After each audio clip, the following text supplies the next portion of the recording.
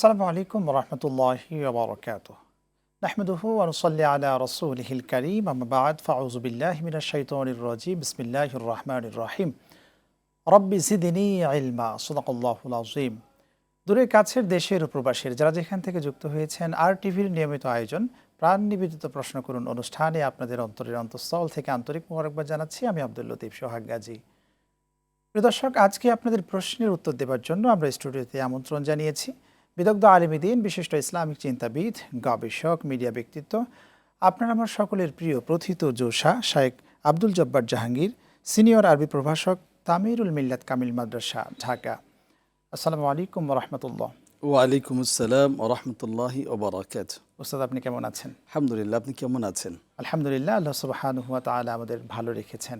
জাযাকাল্লাহ। প্রিয় দর্শক, আজকের মেহমানের সাথে আমরা পরিচয় হলাম। আজকের যে আলোচ্য বিষয়টি আমরা রেখেছি, আজকের আলোচ্য বিষয় হলো আদর্শ পরিবার গঠনে ইসলামের ভূমিকা। এই বিষয়ে প্রশ্ন করুন এবং একই সাথে টিভি স্ক্রিনে একটি ফোন নাম্বার দেখছেন, সেই নম্বরে ফোন করুন। জীবন ঘনিষ্ঠ নানা ধরনের প্রশ্ন করুন, ইনশাআল্লাহ আমরা কোরআন, সুন্নাহ এবং বিজ্ঞান ভিত্তিক আপনাদের প্রশ্নের উত্তর দেব ইনশাআল্লাহ। জি আলহামদুলিল্লাহ উস্তাদ, আজকের যে একটি ইম্পর্টেন্ট বিষয় নিয়ে আমরা আলোচনায় এসেছি, যে আদর্শ পরিবার গঠনে ইসলামের ভূমিকা। আপনার থেকে প্রথমেই জানতে চাইব যে আদর্শটা কি এবং আদর্শ পরিবার গঠন বলতে কি বোঝানো হচ্ছে?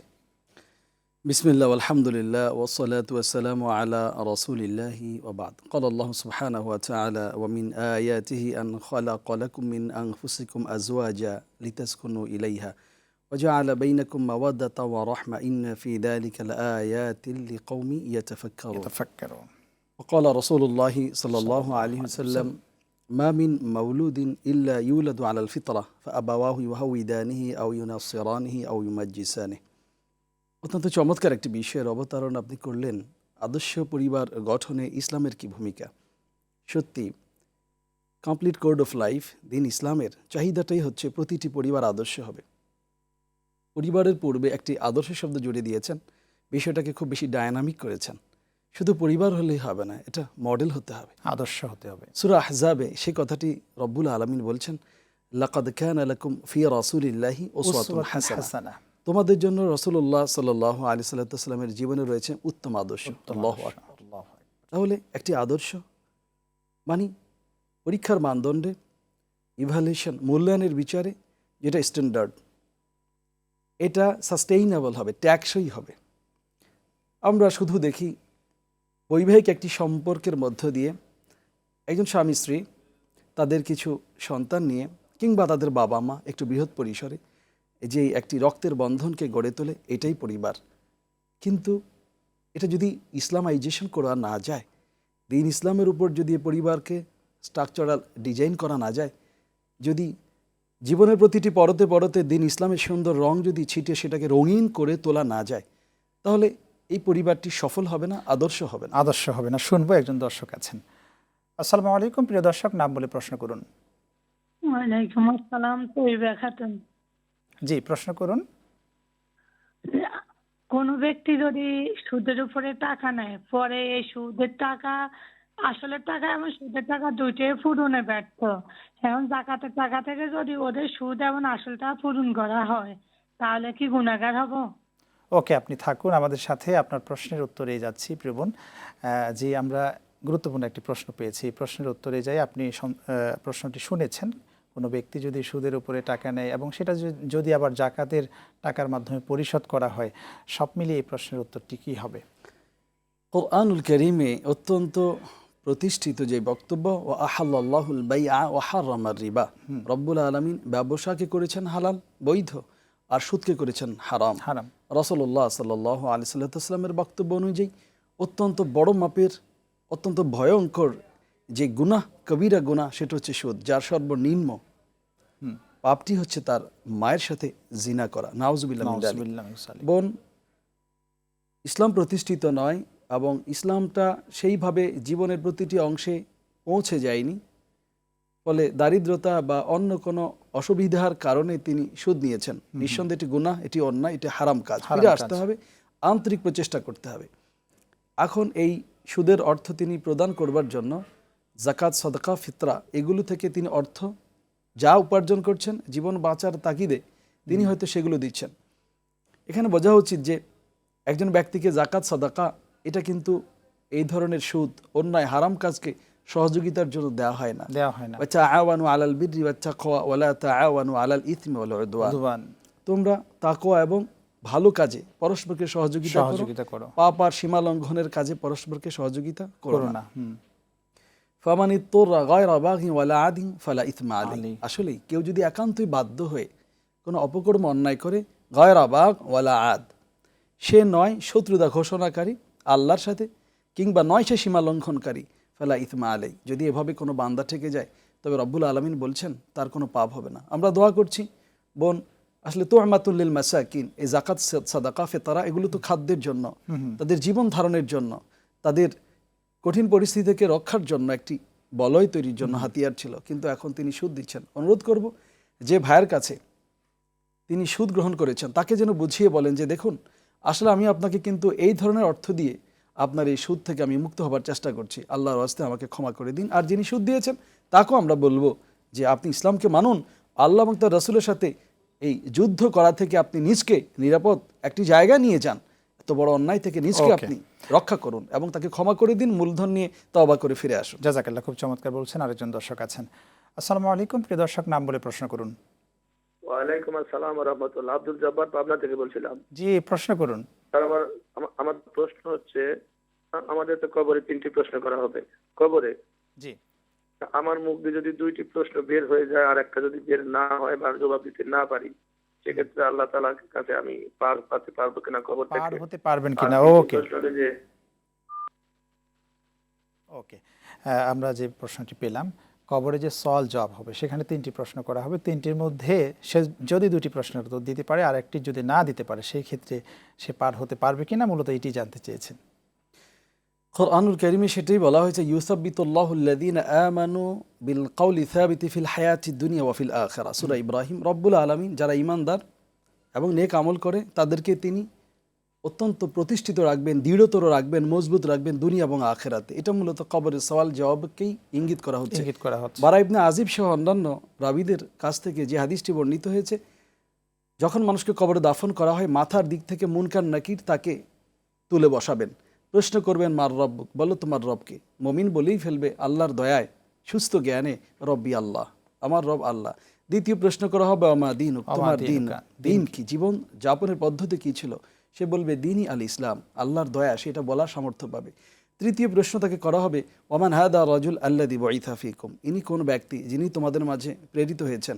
সত্যি আল্লাহর দয়ায় সুস্থ জ্ঞানে তিনি বলেও বসবেন এই কথা যে রাসূলুল্লাহ সাল্লাল্লাহু আলাইহি ওয়াসাল্লাম তিনি আমাদের কাছে প্রেরিত হয়েছেন। ওয়াম্মা সুয়াল আর রাবিআ, 3টি প্রশ্নের পর সুনান আরবার হাদিস সহ বিশুদ্ধ বর্ণনায় আসে আরেকটি প্রশ্ন করা হবে, ওয়ামা ইলমুক, তোমার জ্ঞান কি, কিভাবে তুমি এগুলো জেনেছো? ফামাল আব্দুল মুমিন ফায়াকুল ক্বরাতু কিতাবাল্লাহ ফাআমানতু বিহি ওয়া সাদ্দাকতু, ঈমানদার বলবে আল্লাহর কোরআন পড়েছি, বিশ্বাস করেছি, সত্যায়ন করেছি। আল্লাহু আকবার। তখন আকাশ থেকে একজন ফেরেশতা ডেকে বলবেন যে আমার এই বান্দা সত্য বলেছে। আন সাদ্দাকা আবদি ফাফতাহু লাহু বাবান ইলাল জান্নাহ, কবর থেকে জান্নাতের দিকে তার একটি দরজা খুলে দাও। আল্লাহু আকবার। ওয়ালবিসুহু মিন থিয়াবি মিনাল জান্নাহ, জান্নাতের পোশাক দিয়ে তাকে সজ্জিত করে নাও। আল্লাহু আকবার। তার দৃষ্টিটা কবরে যেদিকে সে তাকাবে, দৃষ্টি সীমা অনুযায়ী কবরকে প্রশস্ত করা হবে, নিজ চোখে জান্নাতের মূল স্থানটি সে সচক্ষে দেখবে আর অত্যন্ত পরিতৃপ্ত হবে। সুবহানাল্লাহ সুবহানাল্লাহ। অনেকেই এই হাদিসটা সম্পর্কে বলতে চায় যে এই হাদিসটা সহিহ না, জাল হাদিস। আপনি না, প্রশ্নই আসে না, অত্যন্ত বিশুদ্ধ হাদিস। কোরআনে সূরা ইব্রাহিমের সাথে এটা মিলে যায়। ইউসাব্বিতুল্লাহুল্লাযীনা আমানু বিল কাওলি সাবিতি ফিল হায়াতিদ দুনিয়া।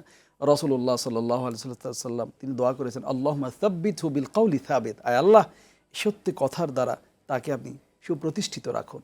ওমর ইবনুল খাত্তাব রাদিয়াল্লাহু তাআলা আনহু কত চমৎকার করে বললেন, ইয়া রাসূলুল্লাহ, আমরা যখন কবরস্থ হই, আমাদেরকে অনেকে অসুস্থ হয়ে কঠিন অবস্থায়, কেউ পড়ে অত্যন্ত ভঙ্গুর অবস্থায় আমরা কবরস্থ হই, তখন আমাদেরকে এইসব প্রশ্ন করা হলে কিভাবে আমরা জবাব দেব?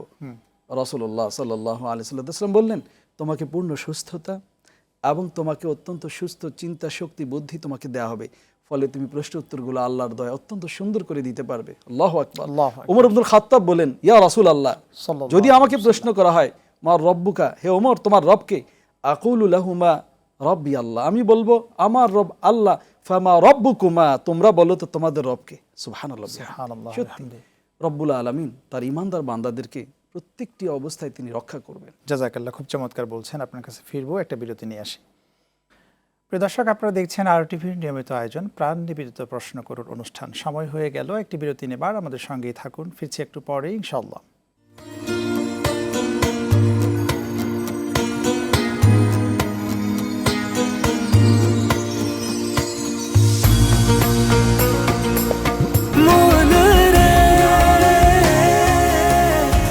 এভাবে ভরপুর বেঁচে থাকাটাই জীবন, আর জীবনের স্বাদের অনিবার্য সঙ্গী প্রাণ।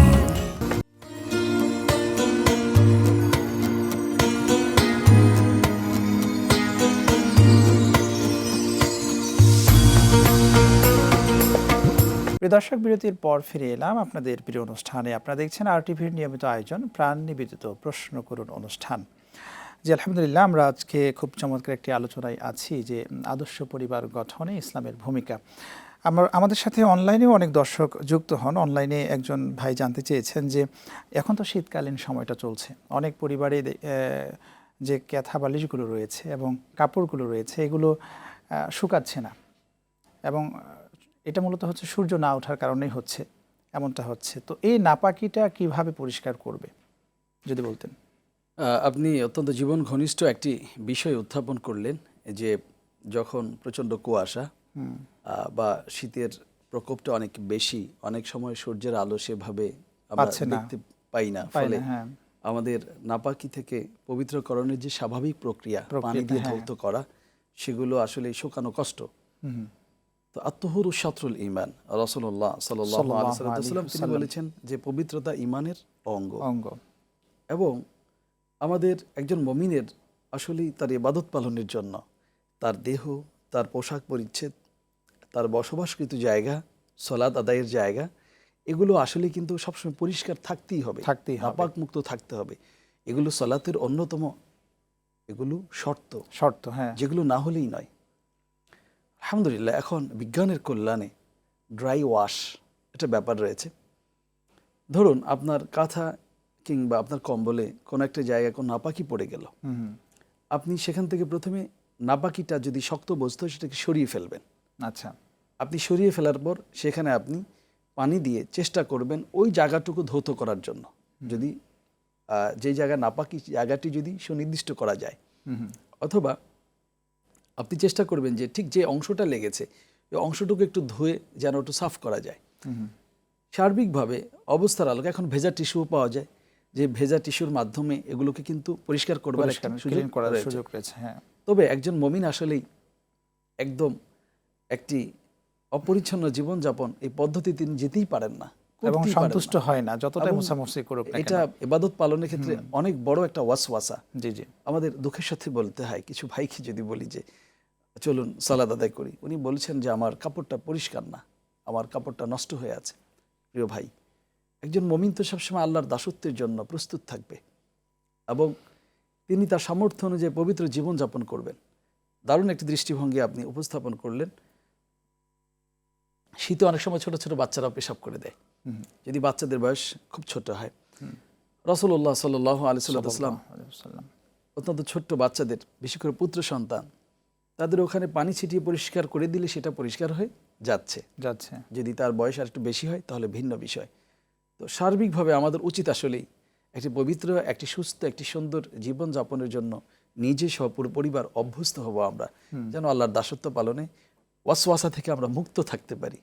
ওস্তাদ, এখানে বিষয়টি আরেকটু ক্লিয়ার হয়ে যেতে চাই, সেটি হলো শীতকালীন যে একটা তোষকের মধ্যে ধরেন যে নাপাকি পড়ে গেল, শুধু সেই জায়গাটুকু যদি মুছে নেওয়া হয় বা একটা ভেজা কাপড় দিয়ে সেটা যদি আমরা মুছে ফেলি, সেক্ষেত্রে পবিত্র হবে কিনা? ইনশাআল্লাহ হয়ে যাবে, যদি তার ময়লাটা সেখান থেকে চলে যায় এবং যদি গন্ধটা সেখান থেকে দূর হয়ে যায়।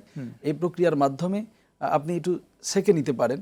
এখন আপনার গ্যাস বা অন্য কোনো উপায় রয়েছে, ড্রাই ওয়াশের কথা বললাম, তার সামগ্রিকভাবে এখান থেকে আপনি ময়লাটুকু সরিয়ে একটু ভেজা টিস্যু হোক, আপনি পানি হোক, ড্রাই ওয়াশ হোক, কোনো উপায় সেটাকে ইনশাআল্লাহ পবিত্র করে। জাযাকাল্লাহ, আমরা উত্তর পেয়েছি। আর আজকের আলোচ্য বিষয় হচ্ছে আদর্শ পরিবার গঠনে ইসলামের ভূমিকা। আদর্শ পরিবার, আমরা আমাদের পরিবার মানে হচ্ছে পরিবার এরপরে ওই যদি আদর্শ পরিবারটা হয়, আদর্শিক পরিবার হয়, সেটা সমাজে ভূমিকা রাখে, রাষ্ট্রে ভূমিকা রাখে। তাহলে আদর্শ পরিবারের যে সদস্যগুলো রয়েছে তাদের কি ধরনের নলেজেবল হওয়া দরকার? অত্যন্ত চমৎকার একটি কথা বলেছেন। রাসূলুল্লাহ সাল্লাল্লাহু আলাইহি ওয়াসাল্লাম সুনানে আরবা সহ গুরুত্বপূর্ণ হাদিসগুলো, তিনি একটি পরিবারকে, একটি সুন্দর পরিবারের আগত এই সন্তানদের, ভবিষ্যতের সেই পুরুষদের সন্তানদের কিভাবে ট্রেন আপ করা হবে তার ব্যাপারে একটি দারুণ কথা তিনি বলেছেন বাবা মাকে নির্দেশ আকারে। মুরু আওলাদাকুম বিসসালাতি ওয়া হুম আবনাউ সাবঈ সিনিন। তোমরা তোমাদের সন্তানদেরকে সলাতের নির্দেশ করো যখন তারা 7 বছর বয়সে থাকবে, অর্থাৎ যখনই বাচ্চাদের বয়স 7 বছর হবে তাদেরকে সলাতের জন্য আদেশ করবে। ওয়াদরিবুহুম আলাইহা ওয়া হুম আবনাউ 10 সিনিন। শুনবো ওস্তাদ, একটা ফোন আছে। আসসালামু আলাইকুম, প্রিয় দর্শক, নাম বলে প্রশ্ন করুন। আসসালামু আলাইকুম দর্শক, প্রশ্ন করুন। জি, হ্যাঁ, আমার প্রশ্ন হল যে ওই নামাজ পড়তে বসলে টেলিভিশনের ভলিউম কমিয়ে প্রশ্ন করতে হবে। টেলিভিশনের ভলিউমটা কমিয়ে আপনি প্রশ্ন করুন। জি, প্রশ্ন করুন। নামাজ পড়তে বসলে মন আমার এদিক সেদিকে একটু হয়। আচ্ছা, আর ওকে, আপনি থাকুন। আপনি যতটুকুন বলেছেন এটুকুনি আমরা পেয়েছি যে নামাজ পড়ার সময় মন এদিক সেদিক চলে যায়। শুধু উনিই না, এরকম আমাদের সবার ক্ষেত্রে এটা হয়ে যায়। আমরা এই প্রশ্নের উত্তরে যাব ইনশাল্লাহ। যখন সালাত আদায় করব আমরা, তখন আসলে আমাদের চিন্তা ভাবনাটা ইন্নী ওয়াজ্জাহতু ওয়াজহিয়া লিল্লাযী ফাতারাস সামাওয়াতি ওয়াল আরদা হানিফা ওয়া মা আনা মিনাল মুশরিকিন। এটা কিন্তু মুসাল্লাতে দাঁড়িয়ে আমরা পড়লেও এটা কিন্তু মুসাল্লার সালাতের এই দোয়া নয়, জি, সার্বিক সকল ইবাদত। যে আমি আমার অন্তরকে, আমি আসমান জমিন যিনি সৃষ্টি করলেন সে আল্লাহর দিকে আমি একদম ফিরিয়ে নিলাম। আমি অত্যন্ত গভীর মনোযোগের সাথে রব্বুল আলামিনের কাছে যখন আমি উপস্থিত হচ্ছি, ওয়াল্লাযীনা হুম আলা সালাওয়াতিহিম ইউহাফিজুন, সালাতগুলোকে অত্যন্ত যত্নের সাথে এগুলোকে হেফাজত করতে হবে। ক্বাদ আফলাহাল মুমিনুন আল্লাযীনা হুম ফি সালাতিহিম খাশিউন। খাশিউন মানে হচ্ছে খুশু, খুদু। একজন ব্যক্তির চিন্তা ভাবনা, অঙ্গ প্রত্যঙ্গ এগুলোকেও কিন্তু রব্বুল আলামিনের ভয়ে, এবং তিনি আমাকে দেখছেন। সত্যি হাদিসে জিবরিলে সে কথাটি কিন্তু বলা হয়েছে, মাল ইহসান। ইহসানটা হচ্ছে আন তা'বুদাল্লাহা কাআন্নাকা তারা, তুমি এমনভাবে ইবাদত করবে যেন তুমি আল্লাহকে দেখছো। এমন একটা ভয় যেন তোমার ভেতরে থাকে। ফাইন লাম তাকুন তারাহু ফাইন্নাহু ইয়ারাক, যদি তুমি আল্লাহকে দেখতে নাই পাও, এটা অবশ্যই তুমি বিশ্বাস করে নেবে যে আল্লাহ তোমাকে দেখছে।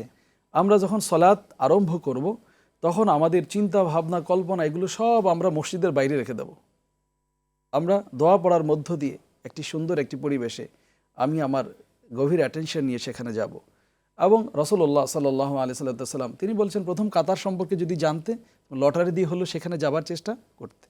এবং মসজিদে পৌঁছার পর ডান দিকে দাঁড়াবা। ডান দিকে দাঁড়ানোর পর আসলেই প্রত্যেকটা জিনিস যা আমি বলছি এটার অর্থ বোঝার জন্য আপ্রাণ চেষ্টা করা। খুব চমৎকার বলেছেন। একজন দর্শক আছেন। আসসালামু আলাইকুম, প্রিয় দর্শক, নাম বলে প্রশ্ন করুন। জি, আমি শফিক বলছিলাম। জি, প্রশ্ন করুন। আচ্ছা, আমি একজনের কাছ থেকে সাপোজ 1 লাখ টাকা ধার নিয়েছি। জি, তো সেক্ষেত্রে এই 1 লাখ টাকার যাকাত কি যার কাছ থেকে নিয়েছি সে দেবে নাকি আমি দেব? ওকে, আপনি থাকুন আমাদের সাথে, আপনার প্রশ্নের উত্তরেই যাব ইনশাল্লাহ। পূর্বের প্রশ্ন যদি উত্তর শেষ হয়ে যায় তাহলে এই প্রশ্নের উত্তর দিবেন।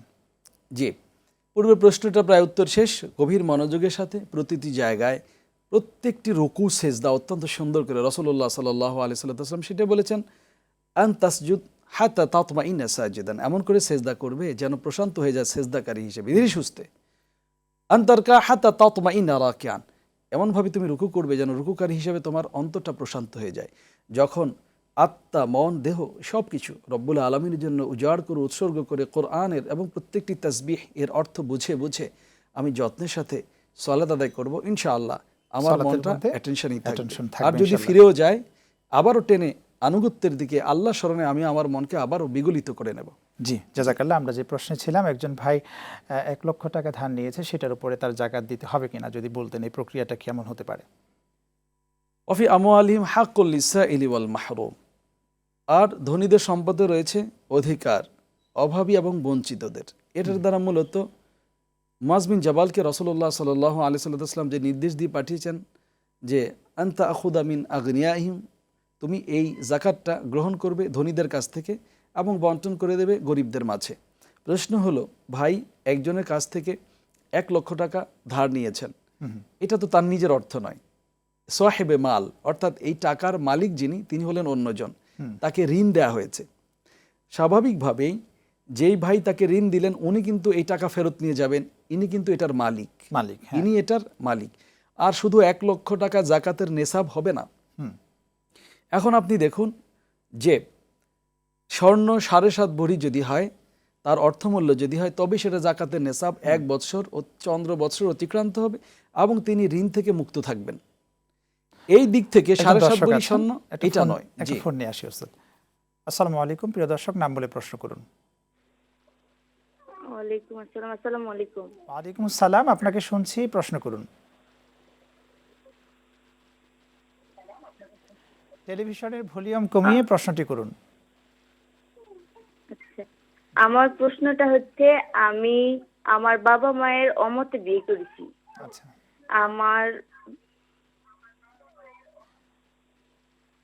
আমার বাবা মা এখন আমাকে মেনে নিয়েছে, কিন্তু আমার একটা বাচ্চা আছে। আমি জানি যে আর আমার বাবা মায়ের অমতে বিয়ে করলে সেই বিয়েটা জায়েজ হয় না।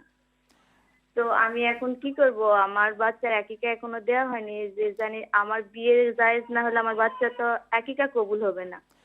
ওকে, আপনি থাকুন, কবুল হবে কি হবে না আমরা জানবো ইনশাল্লাহ আমাদের উস্তাদের কাছ থেকে। জি, জাযাকাল্লাহ, থ্যাংক ইউ। যে উস্তাদ, আগের প্রশ্নের যদি উত্তর আপনার দেওয়া হয়ে থাকে তাহলে এই প্রশ্নে যাব। তাহলে তিনি যে 1 লক্ষ টাকা ঋণ নিয়েছেন, এটা তো টাকার মালিক আরেকজন, আর শুধু 1 লক্ষ টাকার উপরেই তার জাকাত হবে না। জাকাতের জন্য নির্দিষ্ট একটি নেসাব হওয়া লাগবে। এখন 22 ক্যারেট স্বর্ণের রানিং যে দাম, সেটার দাম হচ্ছে 2,28,000 টাকা। এরকম 7.5 ভরি যদি হয়, তাহলে আপনি দেখুন টাকার পরিমাণ কত বেশি হতে হবে। অতএব ভাই যখন জাকাত এই প্রসঙ্গটা নিয়ে এসছেন, এটা স্পষ্ট করেই বলবেন যে ভাই আমি তো আপনার যে অর্থ নিলাম এটার জাকাত তো আমার দেবার বিষয় না, আমি ঋণগ্রস্ত। এটা স্বাভাবিকভাবে মালের মালিক যিনি, তিনি তার টোটাল সম্পদকে হিসেব করে নির্দিষ্ট নিয়ম অনুযায়ী খাতগুলোতে জাকাত দেবেন। আমরা আপনার কাছে ফিরে আসবো, একটা ব্রেক নিয়ে আসি। জি জি, প্রিয় দর্শক, সময় হয়ে গেল আরো একটি বিরতিতে যাবার। আপনারা দেখছেন আরটিভির নিয়মিত আয়োজন প্রাণ নিবেদিত প্রশ্ন করুন অনুষ্ঠান। দেখতে থাকুন, ফিরে আসছে একটু পরে ইনশাআল্লাহ।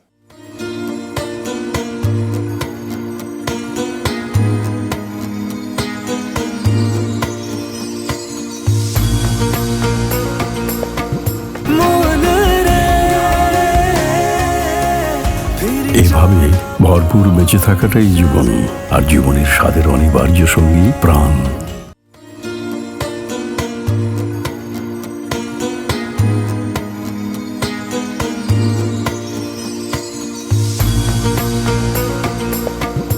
প্রিয় দর্শক, বিরতির পর ফিরে এলাম আপনাদের প্রিয় অনুষ্ঠানে। আপনারা দেখছেন আরটিভির নিয়মিত আয়োজন প্রাণ নিবেদিত প্রশ্ন করুন অনুষ্ঠান। জি, আলহামদুলিল্লাহ উস্তাদ, যে বিষয়ে আলোচনায় ছিলাম, কিন্তু একজন বোন আমাদের কাছ থেকে জানতে চেয়েছেন যে ওরা বিয়েটা করেছেন, পিতামাতাদের অনুমতি ছিল না।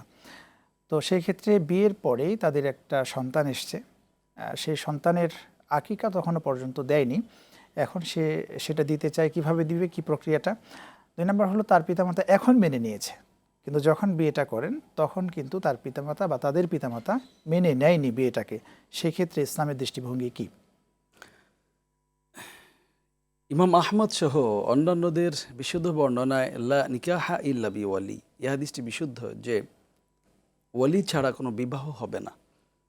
হানাফি মাযহাব এবং এই যে ওয়ালি আপনি শব্দটা বললেন, এটা কিন্তু সাধারণ মানুষ বুঝবে না, বাংলাটা ওয়ালি মানে হচ্ছে অভিভাবক। অভিভাবক, জি, অভিভাবক যিনি, ইনি হতে পারেন পিতা, হতে পারেন তার বড় ভাই, হতে পারেন দাদা, হতে পারেন তার মামা, যিনি পরিবারের প্রধান, যিনি তার দেখভাল, ভরণ পোষণ, যাবতীয় পারিবারিক নিরাপত্তা এবং ভালো মন্দের সাথে সংশ্লিষ্ট রয়েছেন। জি, কিংবা হতে পারেন তার মা, জি, বাবার অবর্তমানে যিনি তার পরিবারের সব কিছু দেখছেন। জি, লা নিকাহা ইল্লা বি ওয়ালি, অভিভাবক ছাড়া কোনো বিবাহ নেই। হানাফি মাযহাব এবং অন্যান্য আহলি ইলম বিষয়টাকে তারা বিয়ের জন্য গুরুত্বপূর্ণ কোনো রোকন তারা বলছেন না। তাদের দৃষ্টিভঙ্গি হচ্ছে যে ওয়ালি ছাড়াও একজন বালেগা স্বাধীন নারী তিনি বিবাহ করতে পারেন, তবে সেটা নিরাপদ নয়, সুন্দর নয় এবং সেটা শঙ্কামুক্ত নয়। তাহলে হানাফি মাযহাব এবং অন্যান্য আহলে ইলমের দিক থেকে একজন স্বাধীন একজন নারী তিনি নিজে নিজের বিবাহের সিদ্ধান্ত নিতে পারেন। অনেক বড় আলোচনার সামারি আমি বলছি। আবার বোন দারুণ একটি প্রসঙ্গ উপস্থাপন করেছেন, বিয়ের পর বাবা মা মেনে নিয়েছেন। আসলে মান অভিমানের ক্ষেত্রে এটাই হয়। আমরা কিন্তু এই উত্তর দেওয়ার মাধ্যমে বোনদেরকে একাকী বিবাহ করার ব্যাপারে আমরা বৈধতা উৎসাহিত এগুলো করছি না। কেননা যখন তিনি কোনো সংকটে পড়েন তখন পরিবার তার কাছে থাকে না, এবং এই ধরনের গুপ্ত বিবাহ এটা জীবনকে ধ্বংস করে দেয়। এমনকি অনেক বোনের কোথাও তার লাশকে ঝুলন্ত অবস্থায় পাওয়া যায়, পরিবার জানা না। এদিকে ইসলামের দৃষ্টিভঙ্গি আলিনু হাদা নিকাহ, রাসূলুল্লাহ সাল্লাল্লাহু আলাইহি ওয়াসাল্লাম বলেছেন বিবাহটাকে এলান করে দাও, ও যে আলু হাফিল মাসাজিদ, এবং মসজিদে সেটাকে তোমরা সংগঠিত করো যেন সকলেই জেনে যায়। জি। এরপর বোন বললেন তার বাবা মা মেনে নিয়েছেন, অভিমান ভেঙেছে, তার সন্তান হয়েছে। হ্যাঁ, এটা নবজাতকের একটি অধিকার। কুল্লু মাউলুদ কুল্লু গোলাম রাহিনা বি আকিকাতিহি, প্রত্যেকটি নবজাতক তার আকিকার কাছে বন্ধক রয়েছে। রাসূলুল্লাহ সাল্লাল্লাহু আলাইহি ওয়াসাল্লাম এদিকে তিনি নির্দেশ করেছেন এবং উৎসাহিত করেছেন। শরিয়ার বিষয় সেটা যে বাচ্চা যখন সপ্তম দিন, একটু বলতে চাই দর্শকদের জন্য, যেমন আজকে কি বার? সোমবার। তাহলে আজকে যদি হয় সোমবার, কালকে হবে 2 দিন, তাহলে আগামী রবিবার তার সপ্তম দিন পূর্ণ হবে। সামনে যখন আমরা সময়কে গণনা করব, সেদিন সপ্তম দিনে তার মাথার চুল ফেলে দেয়া হবে। এই চুলকে ওজন করে রূপা চাঁদি সাদাকা করে দেয়া হবে, এবং তার জন্য সুন্দর একটি নাম নির্বাচন করা হবে, এবং তার জন্য একটি প্রাণীকে জবেহ করা হবে আকিকা হিসেবে। আর কন্যা সন্তানের জন্য একটি, পুত্র সন্তানের জন্য 2টি। এর মধ্য দিয়ে একটি সুন্দর আয়োজন পূর্ণ হবে, এবং এই সন্তান সত্যি বিপদ আপদ সংখ্যা থেকে রব্বুল আলমিনের দয়া হেফাজতে থাকবে। কিন্তু এই বোনের তো 7 দিন অতিবাহিত হয়ে গিয়েছে, সেটা যদি 7 দিন আর করতে না পারে সেই ক্ষেত্রে কি? যদি 7 দিন না হয় তাহলে কোনো কোনো বর্ণনা 14 দিন কিংবা 21 দিন এই সুযোগ রয়েছে। যদি এরপরও যদি কারো যথাযথভাবে তার সামর্থ্য না হয়, তিনি অন্য কোনো সময়ে তার এটা তিনি করে নেবেন, এবং এটা করা অত্যন্ত গুরুত্বপূর্ণ একটি বিষয়, যদিও ফারজিয়াত না, সেটাই বলতে চাচ্ছিলাম, এবং মুস্তাহাব। কেননা হাদিসটির গভীরতা এত বেশি যে কুল্লু গোলাম রাহিনা বি আকিকাতিহি, রাসূলুল্লাহ সাল্লাল্লাহু আলাইহি ওয়াসাল্লাম বলেছেন যে তোমরা এই বাচ্চার পক্ষ থেকে আকিকা করো এবং বিপদ থেকে তাকে মুক্ত রাখো, রক্ষা করো। অতএব আমরা চেষ্টা করব এই আকিকাটি আমাদের সামর্থ্য এবং সুন্দর সময় এসে পূর্ণ করার জন্য। জাযাকাল্লাহ, খুব চমৎকার বলছেন। একজন দর্শক আছেন। আসসালামু আলাইকুম, নাম বলে প্রশ্ন করুন। আসসালামু আলাইকুম। ওয়ালাইকুম আসসালাম, শুনছি, প্রশ্ন করুন। আমার প্রশ্নটি হচ্ছে, শয়তানের ওয়াসওয়াসা শয়তানের পক্ষ থেকে আসে, বুঝছেন? জি। তো এখন ওয়াসওয়াসা আসলে কি করণীয় ওকে, জানাবেন প্লিজ। জি, আপনি আমাদের সাথেই থাকুন, আপনার প্রশ্নের উত্তরেই যাচ্ছি।